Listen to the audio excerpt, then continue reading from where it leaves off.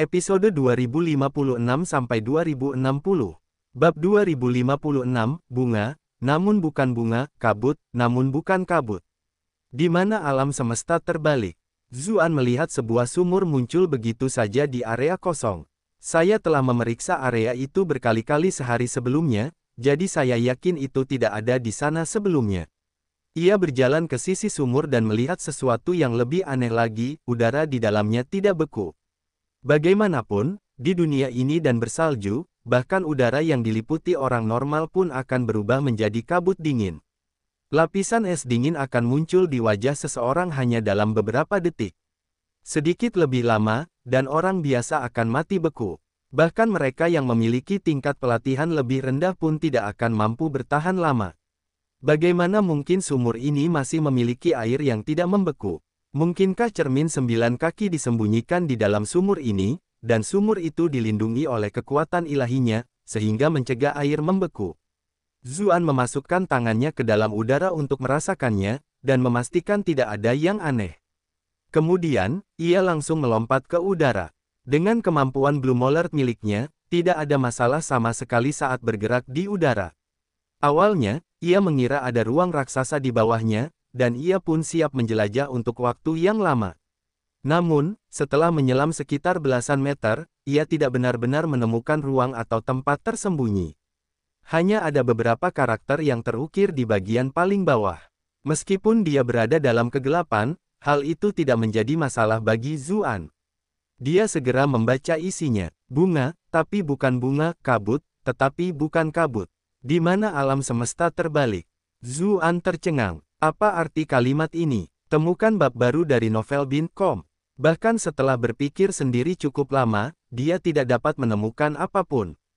Dia hanya dapat meninggalkan sumur untuk sementara waktu.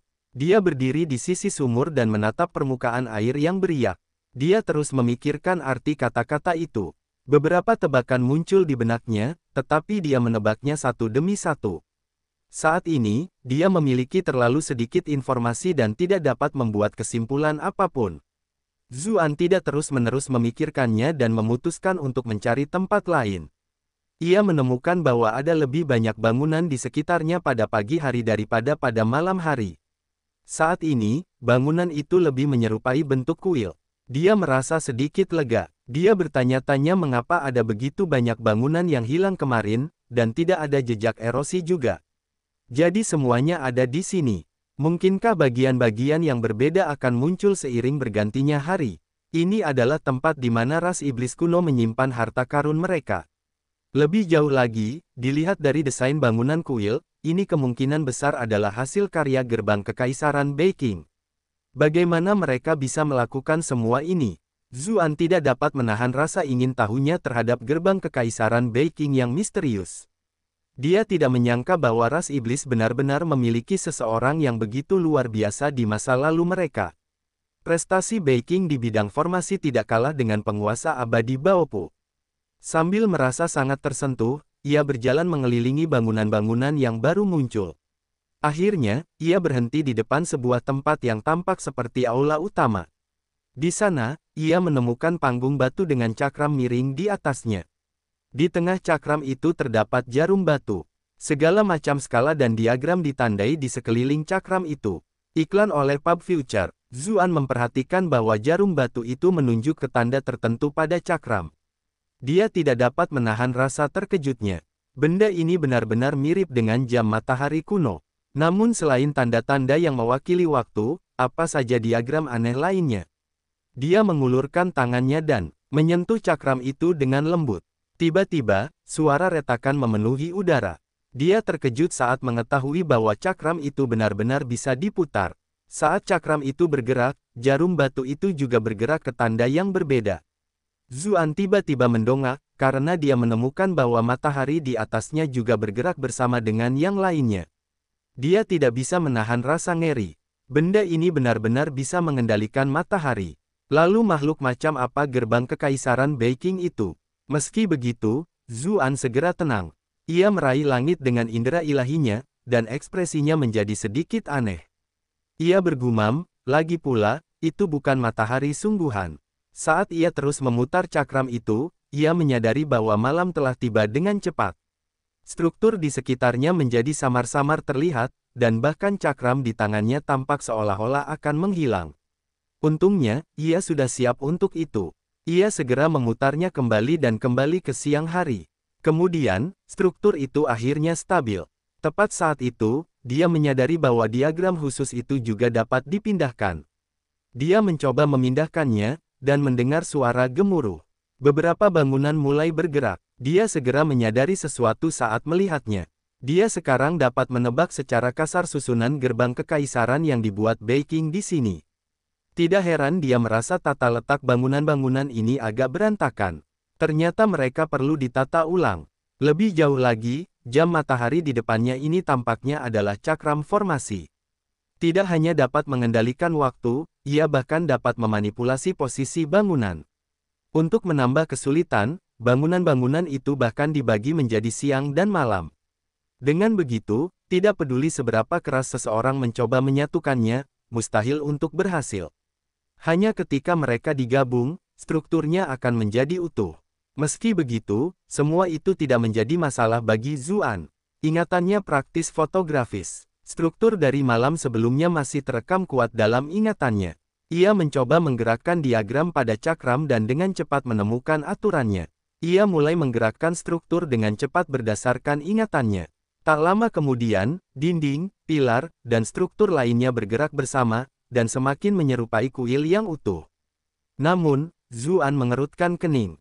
Saat menggerakkan diagram, dia ragu-ragu beberapa kali, dan akhirnya, dia melepaskannya sepenuhnya dan berpikir sendiri. Meskipun dia telah menyatukan sebagian besarnya menurut ingatannya, hampir setengah dari struktur itu tidak menyatu. Dia mengingat struktur dari tadi malam untuk memastikan bahwa dia tidak membuat kesalahan. Dia menemukan bahwa struktur itu juga tidak dapat dipindahkan, juga tidak dapat dikendalikan oleh cakram, jadi tidak ada masalah di sisi ini. Ia menatap bangunan-bangunan di depannya. Ia telah mencoba beberapa strategi sebelumnya, tetapi selalu ada beberapa bangunan yang tidak dapat ia rangkai, dan masih ada beberapa bangunan yang hilang. Ia sekarang yakin bahwa bangunan-bangunan ini saja tidak dapat melengkapi kuil. Iklan oleh Pub Future. Berdasarkan petunjuk sebelumnya, rencana awalnya untuk memanipulasi cakram guna memindahkan struktur tidaklah salah. Namun, tampaknya ia masih kehilangan beberapa petunjuk penting.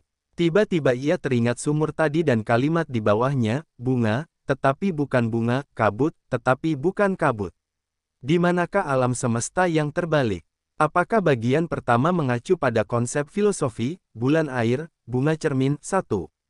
Dan bagian kedua, memanipulasi siang dan malam melalui jam matahari. Dia merasa seakan-akan hampir memahami sesuatu yang penting, tetapi kemudian hilang. Tanpa disadari, ia tiba di tepi sumur. Ia ingin masuk ke dalam dan melihat lagi. Pandangannya terhenti di permukaan air. Selain bayangannya sendiri, ada juga bangunan-bangunan lainnya. Senyum mengembang di wajahnya. Ia akhirnya mengerti di mana bangunan-bangunan yang hilang itu.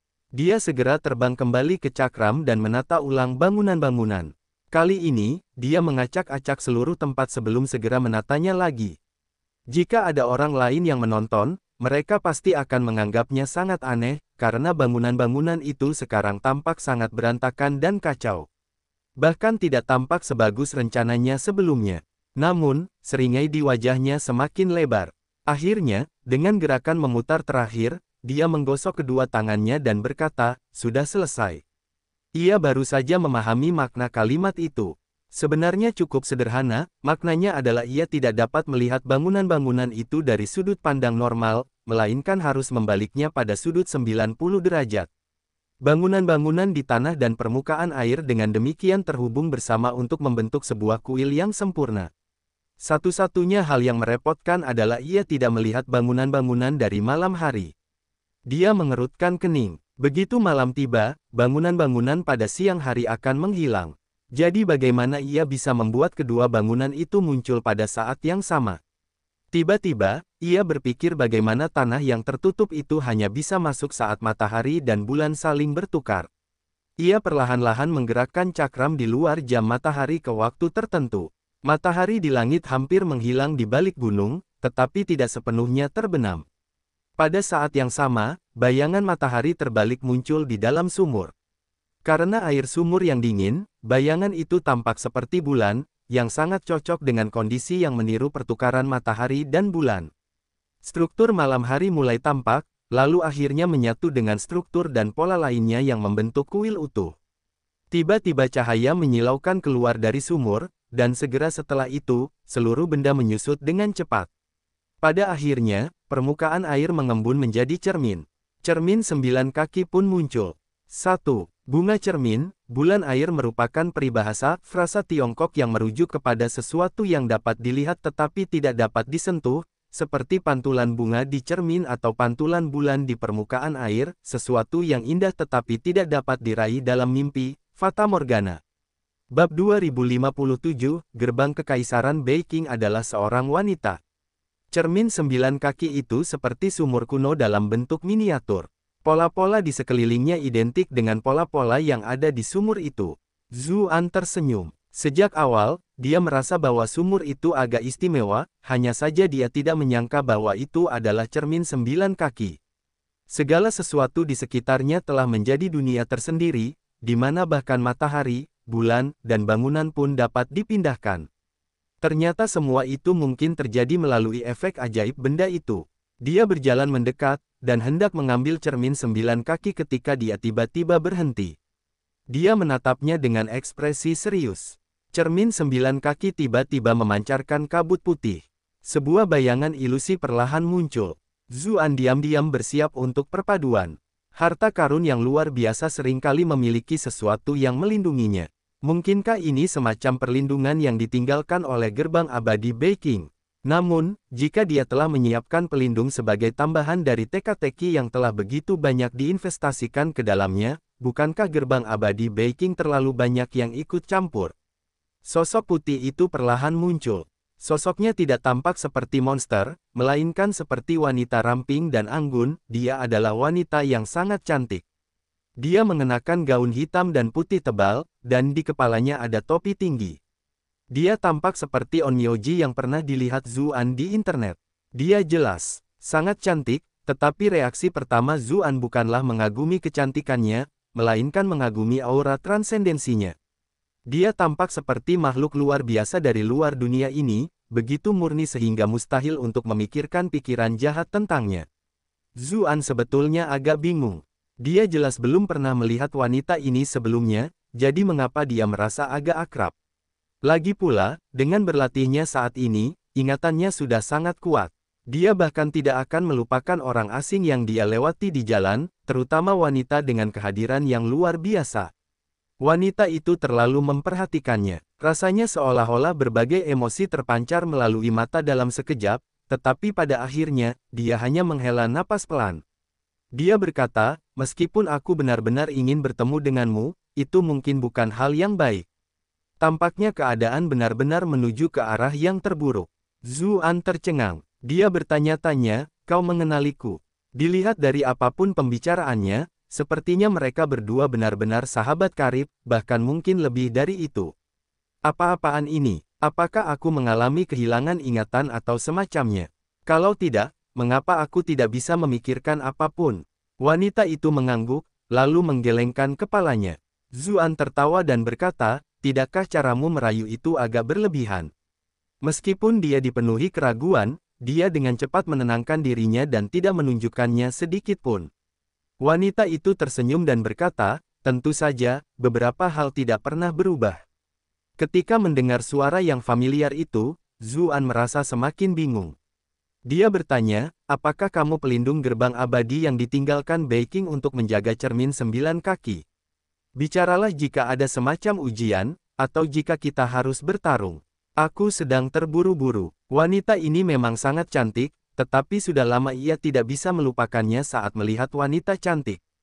Terlebih lagi, ia sudah menghabiskan lebih banyak waktu di sini daripada yang ia inginkan, dan ia khawatir segelnya akan rusak total. Semuanya akan terlambat saat itu. Wanita cantik itu menggelengkan kepalanya sedikit dan berkata, aku bukan pelindung cermin 9 kaki, aku adalah gerbang kekaisaran Beijing. Novel favorit Anda di novel.com. Iklan oleh Pub Future. Mendengar perkataannya, Mata Zuan hampir terbelalak. Dia punya banyak tebakan, tetapi dia tidak pernah bisa meramalkan hal ini. Bukankah Bei Qing dari Gerbang Abadi adalah seorang pria? Bahkan anak-anak pun tahu tentang kisahnya. Bagaimana dia menjadi seorang wanita, dan menjadi wanita yang begitu cantik.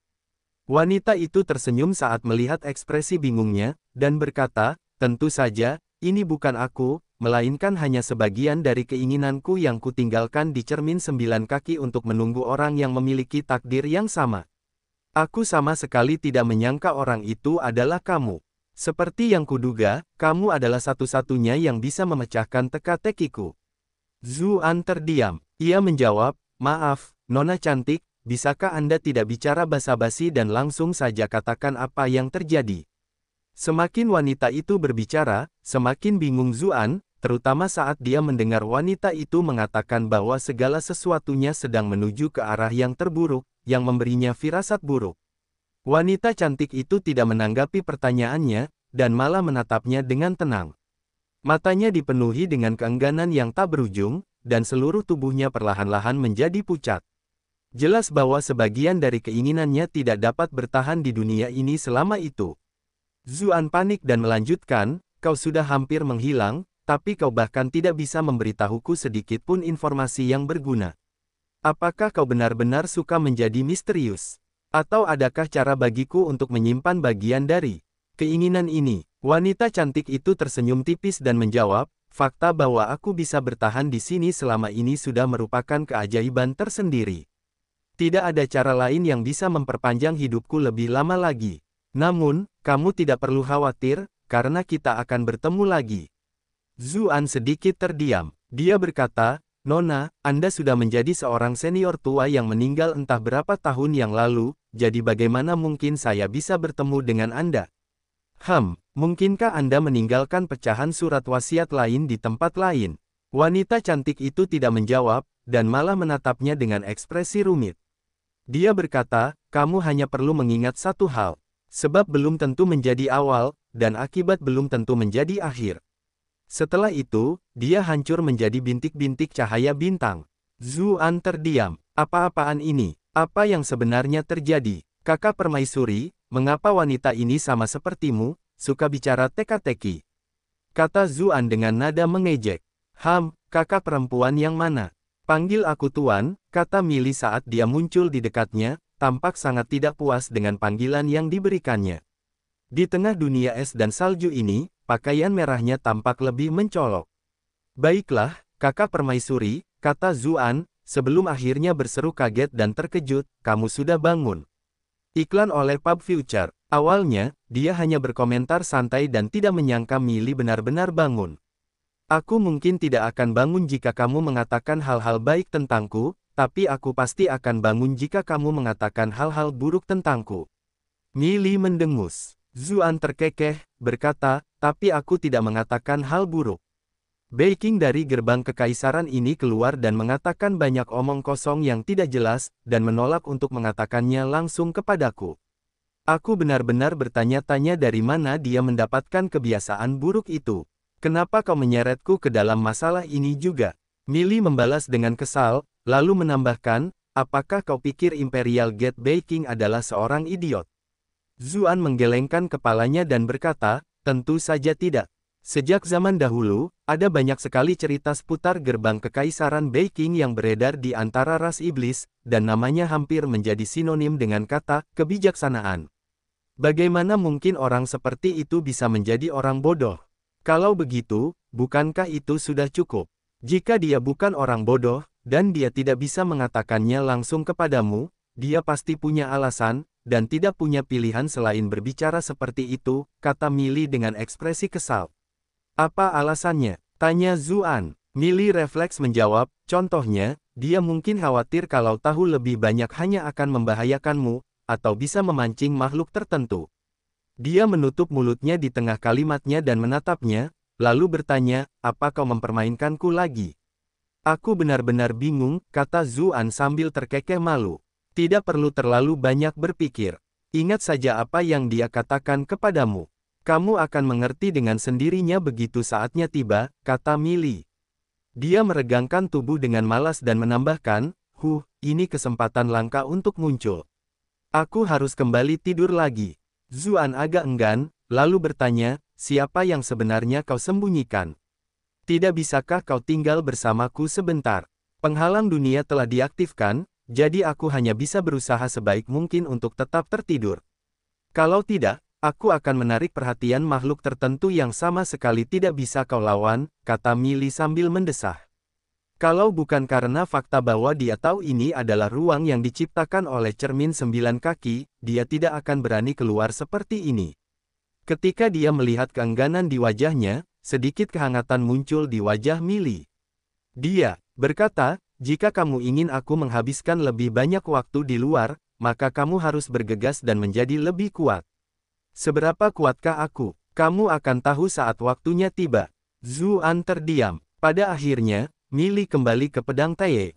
Zuan menyimpan cermin 9 kaki dan melanjutkan perjalanan ke lokasi ketiga tanpa beristirahat sejenak. Dia bertanya-tanya omong kosong macam apa yang harus dia hadapi begitu dia tiba di lokasi Soul Capturing Jade. Ketika dia mengingat seperti apa rupa Imperial Gate Breaking, dia benar-benar merasa sedikit kesal. Dia benar-benar ingin menopangnya di lututnya dan memberinya pukulan keras. Dia telah berbicara begitu banyak, namun dia bahkan belum memberitahunya cara mendapatkan Soul Capturing Jade. Apakah dia benar-benar yakin bahwa aku akan mampu menyelesaikan perintahnya yang sangat sulit? Asteris bab 2058, Wanita Salju. Perasaan seperti ini, gumam Zuan sambil mengerutkan kening. Dia hanya merasakan perasaan akrab yang misterius. Dia menyingkirkan roda api angin dan memasuki lubang es. Energi dengan gerakan cepat di sekitar untuk menghilangkan rasa dingin.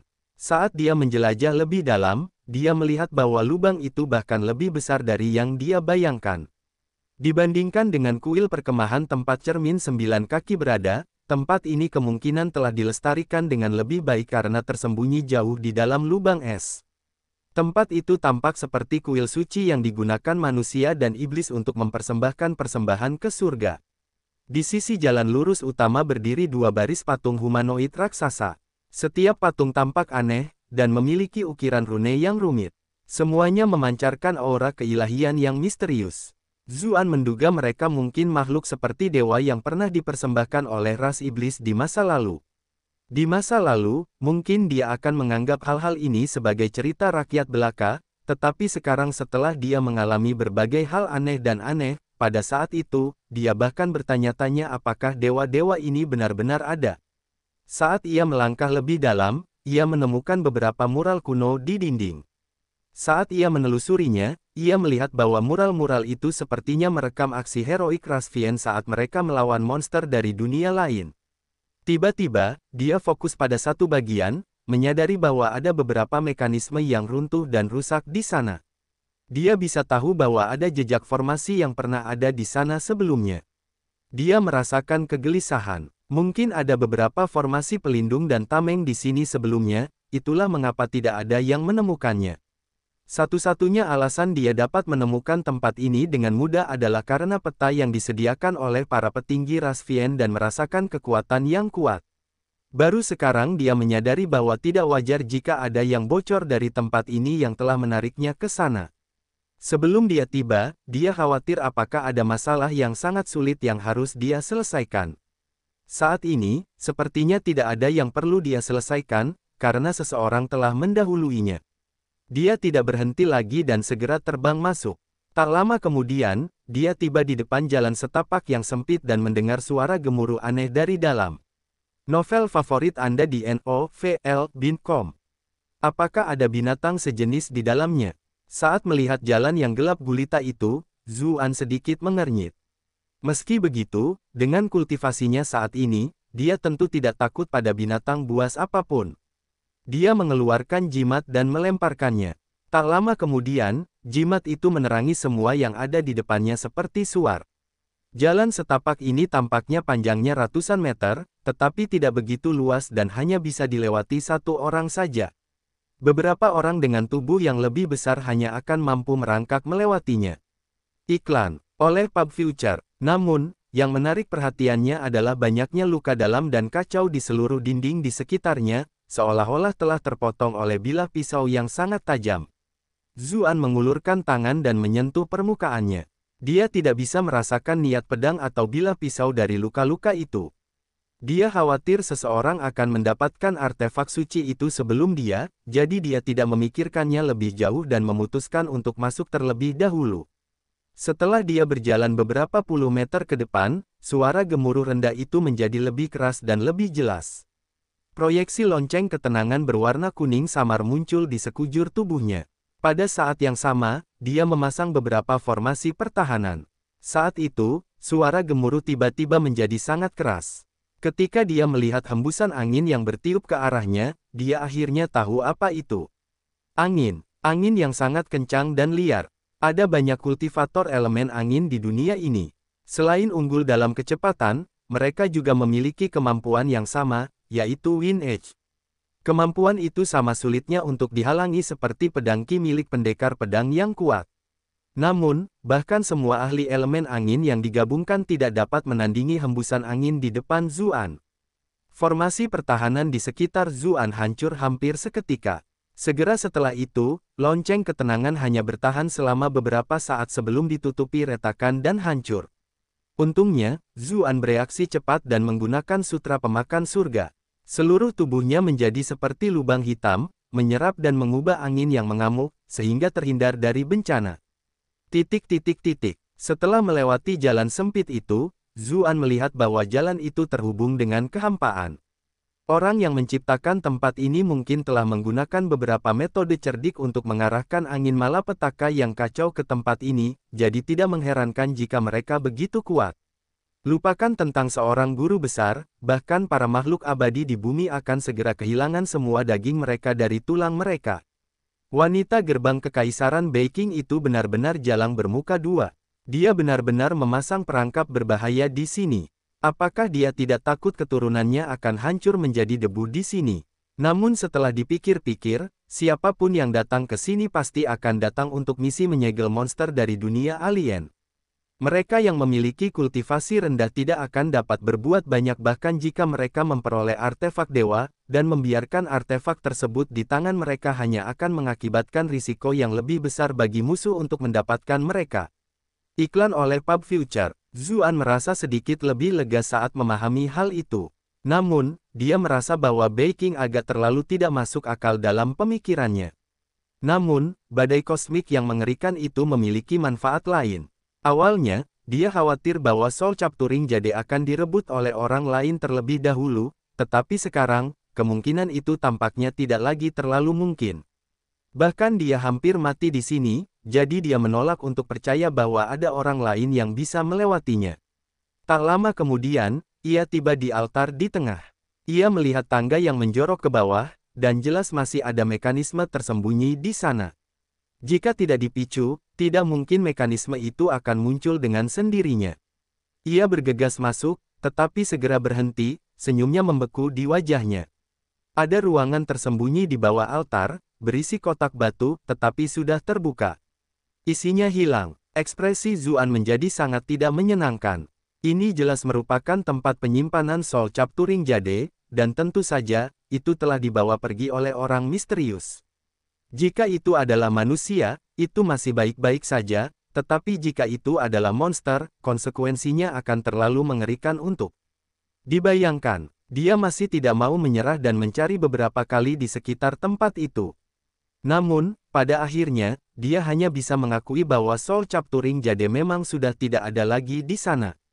Siapakah yang memiliki kemampuan untuk melewati berbagai mekanisme Imperial Gate Beijing, dan bahkan melewati badai kosmik yang mengerikan? Matanya tertuju pada kotak batu itu, dan jarinya menyentuh permukaannya dengan lembut. Meskipun ia dikelilingi oleh dunia es dan salju, ada bagian permukaan yang bahkan lebih dingin. Ia masih bisa merasakan dingin yang tersisa. Ia memejamkan mata dan menenangkan dirinya sepenuhnya. Ia membuka lautan kesadarannya dan mulai merasakan semua yang ada di ruangan itu dalam diam. Beberapa saat kemudian, dia akhirnya merasakan sedikit aura. Aura itu sangat familiar, sampai-sampai dia tidak akan pernah bisa melupakannya. Wanita salju, seru Zuan, matanya terbelalak kaget. Dulu, kultivasinya masih kurang dan dia dikejar oleh wanita salju yang misterius. Untuk melarikan diri demi keselamatannya, dia tidak punya pilihan selain menggunakan keyboard CAM. Saat itu, tubuhnya hampir hancur total, tetapi untungnya, Yan Suehen telah menggunakan tubuhnya sendiri untuk menyelamatkannya. Bagaimana mungkin dia bisa melupakan kenangan yang terukir begitu dalam? Aura Putri Salju itu terlalu unik, sampai-sampai tidak ada yang mirip dengannya di dunia ini. Tapi mengapa Putri Salju ada di sini? Dia sudah merasakan aura yang familiar di luar gua. Saat itu, dia mengira dia salah.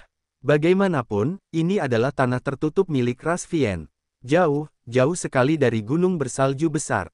Bagaimana mungkin Putri Salju muncul di tempat ini? Namun sekarang, dia tidak punya pilihan selain percaya bahwa itulah yang sebenarnya terjadi. Dilihat dari jejak-jejak di sini, sepertinya belum lama sejak Putri Salju pergi. Ketika dia memikirkan hal itu, dia tidak berani menunggu lebih lama lagi. Dia langsung bergegas menuju pintu keluar gua. Awalnya dia khawatir akan kehilangan jejak, tetapi segera setelah dia meninggalkan lubang es, dia melihatnya. Meskipun hanya ada angin dan salju di sekelilingnya, aura Putri Salju sangat jelas. Saat mengejar aura itu, Zuan menjadi semakin bingung. Biasanya, dengan melatih Putri Salju, auranya tidak akan begitu menonjol.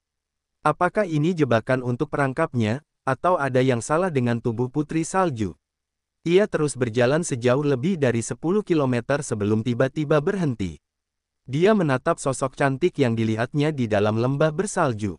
Sang Putri Salju sedang duduk di atas batu, dalam keadaan linglung. Tidak mungkin untuk mengatakan apa yang sedang dipikirkannya. Dulu, dia hanya merasa bahwa Putri Salju itu mengerikan, tetapi sekarang, ini adalah pertama kalinya Zuan memeriksa penampilannya. Seluruh tubuhnya terbuat dari es dan salju, dan tampaknya ada lapisan kain kasa tipis yang menutupi tubuhnya. Wajahnya jelas agak kabur, tetapi secara keseluruhan, dia tampak seperti kecantikan yang menakjubkan dan terselubung. Ada perasaan murni dan transenden yang datang darinya. Zuan tak berdaya menahan diri untuk tidak memikirkan wanita-wanita salju yang sangat cantik yang pernah dilihatnya secara berani sebelumnya. Pada saat itu, ia sempat terdiam sesaat. Asteris bab 2059, balasan tak terduga. Itu benar-benar membangkitkan kenangan tentang koleksi suara popularitas TikTok setiap hari, gumam Zuan. Meskipun sudah lama sejak dia bertransmigrasi ke dunia ini, banyak kenangan dari dunia sebelumnya masih tertanam dalam ingatannya.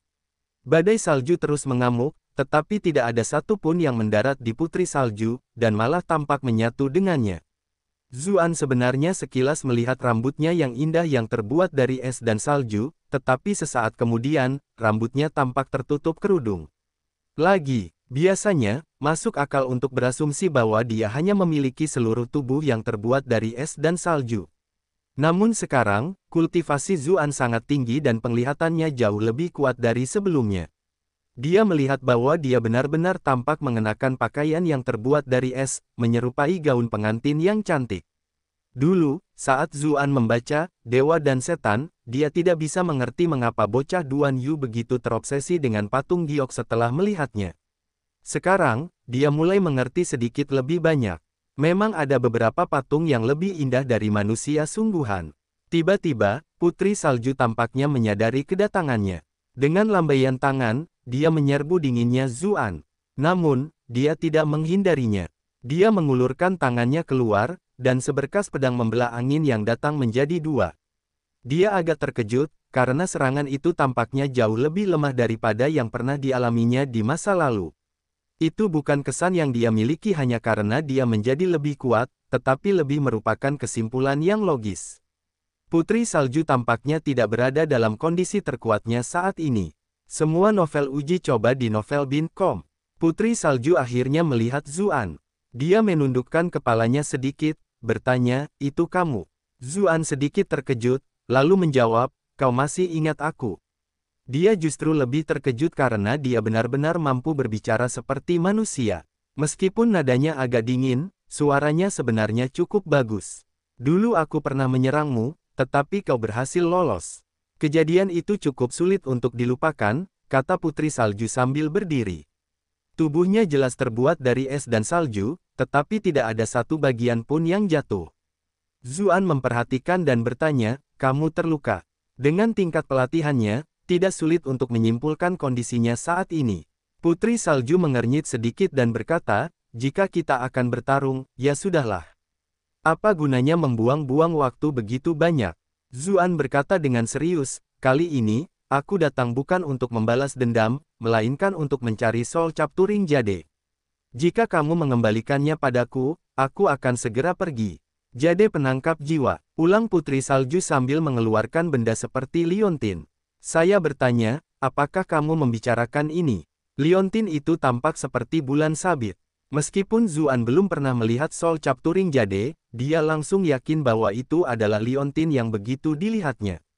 Selain itu, Nineveh Mirror dan Sky Cloud Sword sedikit bergetar. Jelas bahwa sekarang senjata suci ketiga itu sudah saling berdekatan, mereka mulai beresonansi satu sama lain. Zuan memasang ekspresi aneh. Putri Salju sebenarnya telah menaruh liontin itu di dadanya, di pakaiannya yang dingin. Benar-benar kasar. Ia merasakan ke arah mana, Putri Salju menjadi marah. Dia mengangkat tangannya, dan es yang tak terhitung jumlahnya melesat seperti pedang tajam. Anda telah berhasil menipu Snow Lady sebesar +344+344+344. Seberkas cahaya keemasan samar muncul di sekitar Zuan, menghalangi semuanya.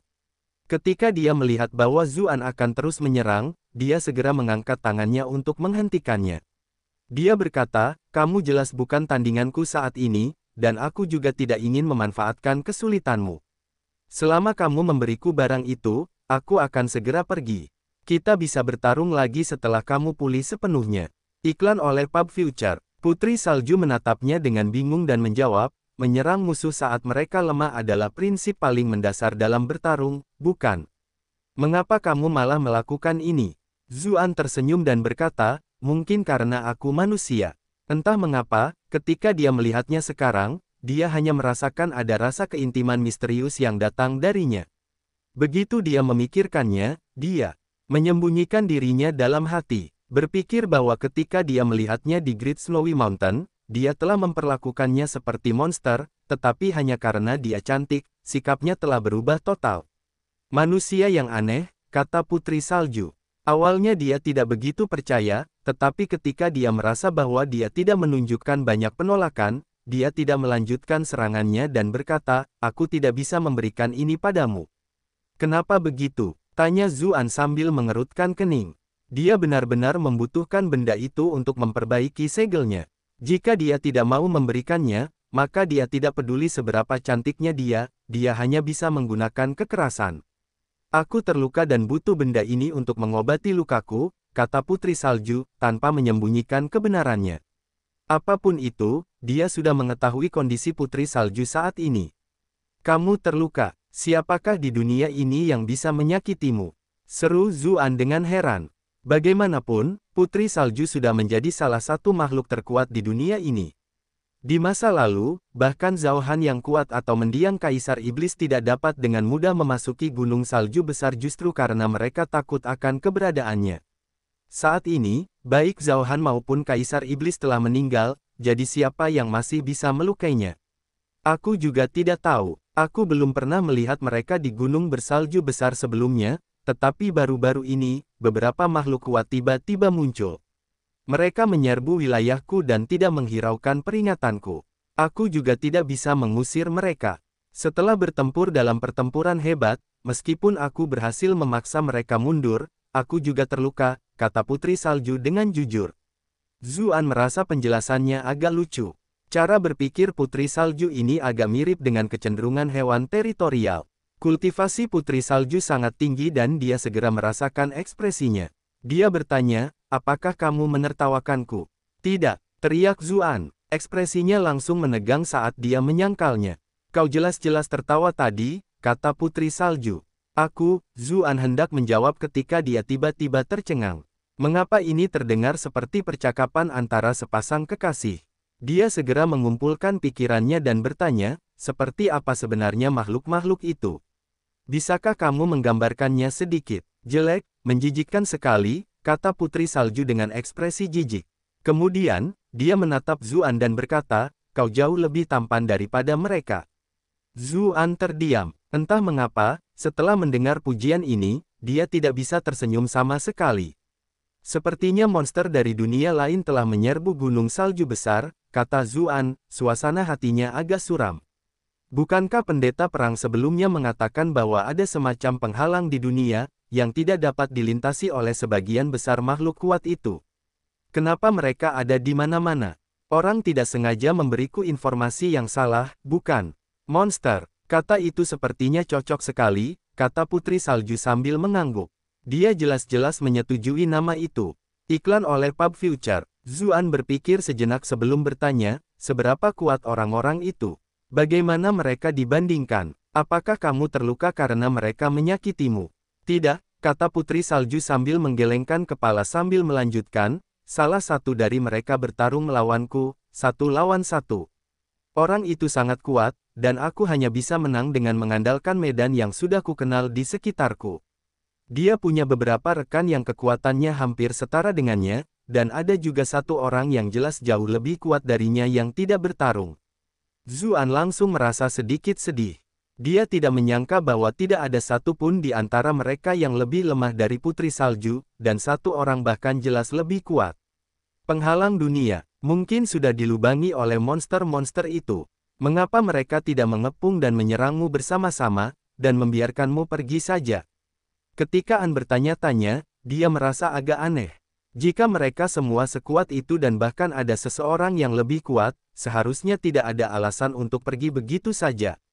Saya juga punya beberapa teman di gunung bersalju besar, kata Putri Salju sambil mengangkat dagunya dengan bangga. Juga, aku dapat merasakan bahwa mereka memiliki kekhawatiran terhadap sesuatu dan tidak dapat menyerang dengan kekuatan penuh.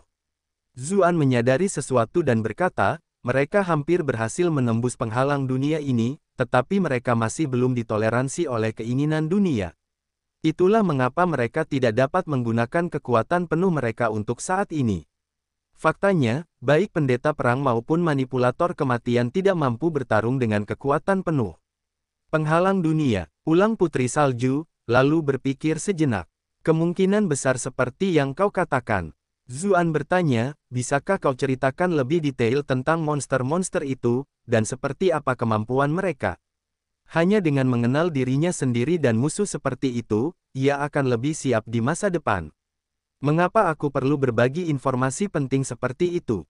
Balas Putri Salju dengan dingin. Zuan terdiam. Dia hendak mengajukan pertanyaannya dengan cara yang berbeda ketika kepala Putri Salju sedikit miring dan menatapnya sesaat. Dia tiba-tiba berkata, mungkin karena monster-monster itu terlalu jelek, tetapi semakin aku melihatmu, semakin aku merasa senang karenanya. Selama kamu menjawab pertanyaanku, aku akan menanyakan tentang monster-monster itu. Zuan tiba-tiba merasa sedikit tersentuh dengan pujian itu. Dia tidak pernah menyangka Sen akan menanggapi seperti itu. Dia menjawab, Sen, apa yang ingin ditanyakan pada wanita itu? Dia sempat berpikir untuk dipanggil senior, tetapi dia merasa agak tidak pantas karena betapa dingin dan cantiknya Sen.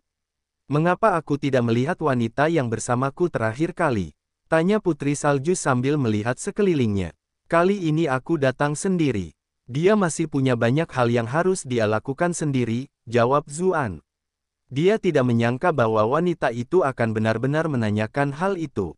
Apakah kalian berdua sebelumnya adalah sepasang kekasih? Tanya Putri Salju. Zuan terdiam. Bukankah Putri Salju terlalu malas untuk mengajukan pertanyaannya? Itu sudah menjadi pertanyaan kedua, keluhnya. Tetapi menurutku pertanyaannya sama dengan pertanyaan sebelumnya, kata Putri Salju, jelas-jelas tidak merasa ada yang salah dengan pertanyaannya. Kita masih seperti itu, kata Zuan. Namun, dia pikir, Putri Salju ini tidak mengerti apa-apa dan tidak mungkin dia akan bergaul dengan manusia. Dia memutuskan untuk menjawabnya langsung saja untuk mencegahnya bertanya lebih banyak lagi. Bagaimanapun, dia dan Yan Suehen sudah melakukan semua yang dilakukan sepasang kekasih. Setelah semua itu, tidak akan ada yang percaya jika mereka mengatakan bahwa mereka bukan sepasang kekasih. Begitulah adanya, kata Putri Salju. Dia terdiam cukup lama, seolah-olah sedang memikirkan sesuatu. Bisakah kau ceritakan padaku tentang monster-monster itu sekarang? Lalu, bagaimana kau bisa datang jauh-jauh dari gunung salju besar? Apakah kau datang ke sini karena kau tahu bahwa giok penangkap jiwa ada di sini? Zuan segera menanyakan segala sesuatu yang ingin dia ketahui, untuk berjaga-jaga jika Putri Salju menolak untuk menjawab lebih dari satu pertanyaan.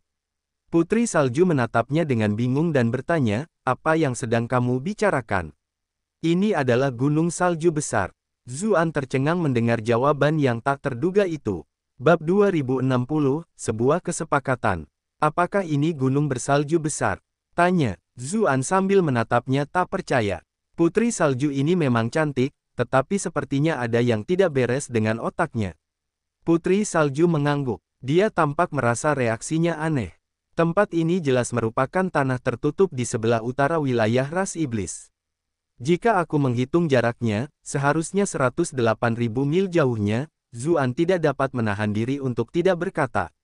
Ras iblis. Tanah tertutup, ulang Putri Salju dengan bingung, seolah-olah dia tidak terlalu peduli dengan urusan duniawi. Aku tidak tahu apa yang kau bicarakan, tetapi aku yakin ini adalah gunung bersalju besar. Aku selalu tinggal di gunung bersalju besar, jadi bagaimana mungkin aku tidak tahu tentang rumahku sendiri? Zuan segera terdiam dan berpikir dalam hati. Dilihat dari perilakunya, sepertinya dia tidak berbohong. Jadi, apa sebenarnya masalahnya? Salah satu dari kita yang salah, atau tidak satu pun dari kita yang salah. Tempat ini adalah tanah tertutup milik ras Vien, tetapi juga gunung salju besar yang terlarang. Sekarang setelah dipikirkan-pikirkan, tanah tertutup milik ras Vien dan gunung salju besar benar-benar mirip dalam banyak hal. Keduanya tandus dan tak berpenghuni, dan keduanya adalah dunia es dan salju. Dia ingat bahwa ketika dia menuju ke utara untuk memberikan bantuan kepada ras Vien, dia jelas merasakan bahwa gunung bersalju besar lebih dingin daripada yang dia ingat di masa lalu. Sekarang setelah dia memikirkannya, itu mungkin karena monster yang menyerangnya, menyebabkan lingkungan berubah. Sedangkan untuk dirinya sendiri, dia jelas berada di tanah yang disegel, namun sekarang dia tiba-tiba di gunung bersalju besar. Bisa jadi ada beberapa tumpang tindih antara kedua tempat itu, atau mungkin keduanya adalah tempat yang sama. Tidak heran gunung bersalju besar dikenal sebagai tempat terlarang sejak zaman dahulu.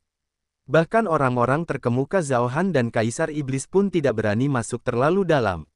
Jadi ternyata tempat itu memiliki hubungan yang sangat erat dengan tanah kuno yang disegel. Zuan segera tersadar dari lamunannya dan berkata, baiklah, ceritakan lebih banyak tentang monster-monster itu. Kali ini, Putri Salju tidak menolak. Ia menjelaskan, yang bertarung melawanku adalah seekor naga tulang sepanjang beberapa ratus meter. Ia memiliki dua sayap yang jelek, dan tampaknya tidak terlalu efektif melawannya. Melawannya benar-benar tidak menguntungkan. Naga tulang, Zuan mengulanginya, terkejut. Dia bertanya-tanya apakah itu sejenis roh mayat hidup, karena dengan begitu dia akan memiliki keuntungan alamiah untuk melawannya. Putri Salju mengangguk sedikit dan melanjutkan, ada beberapa yang lain. Satu tampaknya telah sepenuhnya disatukan dari batu dan memiliki penampilan yang sangat aneh, yang lain setengah manusia dan setengah kalajengking, dan yang terakhir yang paling misterius ditutupi oleh cahaya, yang mencegahku untuk melihat dengan jelas seperti apa bentuknya. Bahkan kamu tidak bisa melihat penampilan mereka dengan jelas. Seru Zuan dengan heran.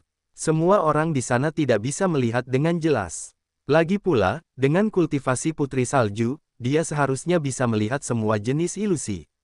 Hal-hal seperti lingkaran cahaya bisa menyembunyikan seseorang dari orang biasa, tetapi dengan tingkat kultivasinya, itu seharusnya tidak menjadi masalah besar sama sekali. Jika dia tidak bisa melihat penampilan asli pihak lain, hanya ada satu kemungkinan, yaitu kultivasi mereka jauh lebih tinggi daripada Putri Salju. Meskipun kultivasi Zuan telah mencapai kemajuan besar, kekuatan Putri Salju telah meninggalkan kesan yang sangat dalam padanya saat itu. Meskipun dia tidak takut bertarung jika mereka benar-benar bertarung, dia tidak akan berani mengatakan bahwa kekuatannya jauh lebih besar daripada kekuatannya. Bukankah itu berarti individu misterius yang bersinar itu jauh lebih kuat daripada dirinya? Sepertinya ada yang salah dengan segelnya. Bahkan orang sekuat ini pun bisa menyeberang. Iklan oleh Pub Future. Karena itu, dia segera berkata, saya butuh Soul Capturing Jade itu untuk memperbaiki segelnya, kalau tidak, akan ada lebih banyak makhluk kuat yang datang. Nona, bisakah Anda memberi saya Soul Capturing Jade? Tapi aku membutuhkannya untuk pengobatan, kata Putri Salju acuh tak acuh, langsung menolak permintaan itu. Aku cukup ahli dalam mengobati orang. Aku akan membantumu pulih dari luka-lukamu, jadi berikan aku Soul Capturing Jade, kata Zuan. Tapi aku bukan manusia, kata Putri Salju sambil menatapnya dengan ekspresi tenang. Zuan terdiam. Kau sangat masuk akal. Dia memang tidak tahu terbuat dari apa tubuh Putri Salju, jadi pengobatannya tidak akan semudah itu. Namun, setelah memikirkannya, dia berkata, semuanya tentang cara yang berbeda untuk mencapai tujuan yang sama. Aku bisa mencobanya. Putri Salju menggelengkan kepalanya dan berkata, aku tidak terbiasa membiarkan orang menyentuhku. Tidak apa-apa, aku bisa merasakan denyut nadimu melalui benang, kata Zuan. Dia mengeluarkan 2 helai sutra tipis dan mengarahkannya ke pergelangan tangan Putri Salju. Dia juga bisa mengubah kinya menjadi benang, tetapi dia khawatir Putri Salju masih akan menganggapnya sebagai bagian dari tubuhnya, jadi dia tidak melakukannya. Putri Salju menatap kedua benang tipis itu dengan rasa ingin tahu. Ketika benang itu menyentuh pergelangan tangannya, dia secara refleks menariknya kembali. Namun, Zuan berkata dengan tidak sabar, benang itu harus berada di pergelangan tanganmu agar aku bisa merasakan kondisimu saat ini. Putri Salju agak curiga. Dia bertanya, kau tidak akan menggunakan kesempatan ini untuk menyergapku, kan? Zuan terdiam. Dia berkata, luka-lukamu tidak ringan. Jika aku benar-benar ingin melakukan sesuatu padamu, aku tidak akan membutuhkan penyergapan sama sekali. Putri Salju sedikit tidak senang saat berkata, aku akui bahwa kultivasimu tidak buruk, tetapi meskipun aku terluka, tidak akan semudah itu bagimu untuk mengalahkanku. Ya, kau benar. Itulah sebabnya aku berbicara denganmu dengan baik, kata Zuan. Namun, dia tidak berbohong. Meskipun dia bisa menang melawan Putri Salju, melakukan hal itu akan bertentangan dengan kodratnya, dan monster-monster itu juga musuhnya. Musuh dari musuhnya bisa saja menjadi teman. Putri Salju akhirnya merasa puas dengan jawaban itu.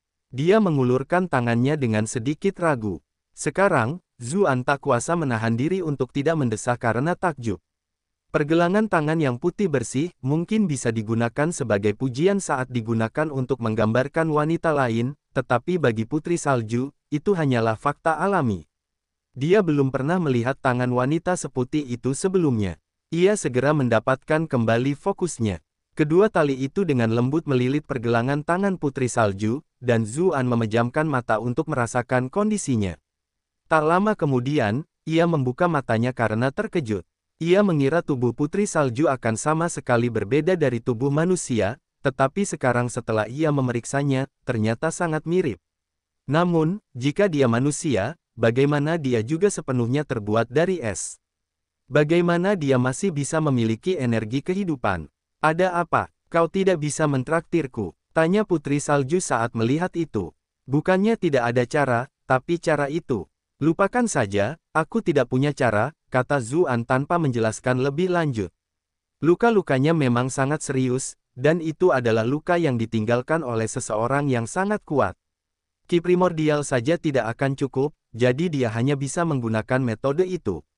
Meski begitu, dia terlalu malu untuk menyebutkan metode itu bahkan kepada kekasihnya, karena akan terasa seolah-olah dia memanfaatkan mereka.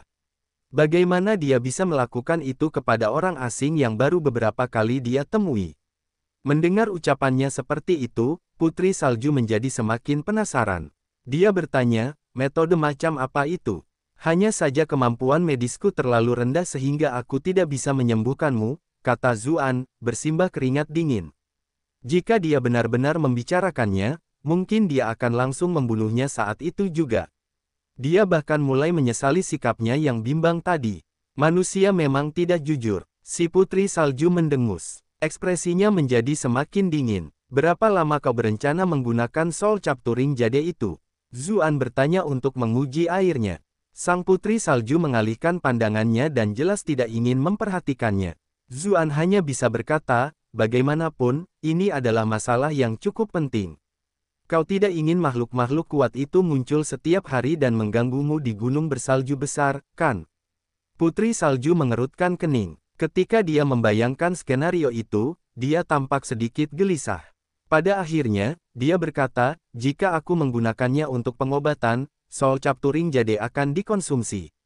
Zuan tertegun. Kalau begitu, apa lagi yang masih kulakukan? Dia bahkan mulai menyiarkan niat membunuh sekarang. Meskipun itu tidak sesuai dengan gayanya dalam melakukan sesuatu, ketika itu terkait dengan keselamatan seluruh dunia, dia tidak peduli lagi dengan konsekuensinya. Apa, kau akan membunuh karena mencuri harta karun itu? Kata Putri Salju sambil mencibir, manusia memang munafik dan suka menipu. Zuan menjawab, kamu tidak perlu mengatakan itu yang sebenarnya, jadi mengapa kamu mengatakan itu yang sebenarnya? Untuk melihat apakah kamu akan menggunakan kesempatan itu untuk menyerang, kata Putri Salju dengan dingin. Tetapi sekarang, meskipun kau sudah memiliki niat membunuh, kau masih sedikit ragu-ragu, jadi kau masih bukan orang yang seburuk itu. Zuan terdiam. Apakah wanita ini benar-benar tipe orang yang menyendiri dan tidak peduli dengan urusan duniawi? Putri Salju berkata, aku bisa memberi giok penangkap jiwa, tetapi kau harus membantuku dengan sesuatu. Ada apa? Tanya Zuan heran. Bantu aku mengusir monster-monster di wilayahku, kata Putri Salju dengan serius. Dia jelas tidak senang dengan makhluk-makhluk itu yang mengganggu sarangnya. Tidak masalah, kata Zuan sambil mendesah lega. Bagaimanapun, monster-monster itu adalah musuhnya juga, jadi dia akan mendapatkan 2 burung dengan 1 batu. Kalau begitu, lebih baik kau pergi sekarang, kata Putri Salju sambil berdiri. Jelas sekali dia tidak ingin membuang waktu. Cederamu, kata Zuan ragu-ragu. Putri Salju berjalan ke depan dan berkata dengan dingin, tidak apa-apa. Zuan segera berkata, aku khawatir nyawamu akan terancam, jadi sebaiknya aku pergi sendiri. Ketika merasakan kekhawatiran dalam suaranya, Putri Salju berhenti dan berkata, kamu sendiri tidak sebanding dengan mereka semua. Setelah berhenti sejenak, ia melanjutkan, jangan khawatir, selama gunung salju besar masih ada, aku tidak akan mati.